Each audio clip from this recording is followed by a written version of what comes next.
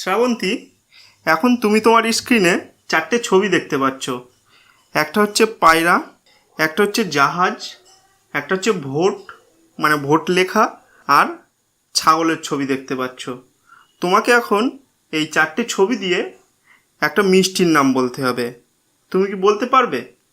পায়রা, পায়রা, জাহাজ, জাহাজ, ভোট লেখা আছে, ভোট আর ছাগল। পায়রা, জাহাজ, ভোট, ছাগল মিষ্টির নাম, তাই তো? হ্যাঁ, মিষ্টির নাম বলতে হবে। তুমি দেখে বলো। রাজভোগ।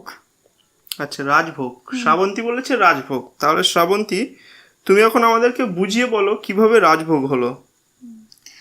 পায়রা রা, জাহাজের বর্গীর জ, একদম। ভোটের ভো, আর ছাগলের গ। বন্ধুরা, আপনারাও কি রাজভোগ ভেবেছিলেন নাকি আপনারা অন্য কোনো উত্তর ভেবেছিলেন?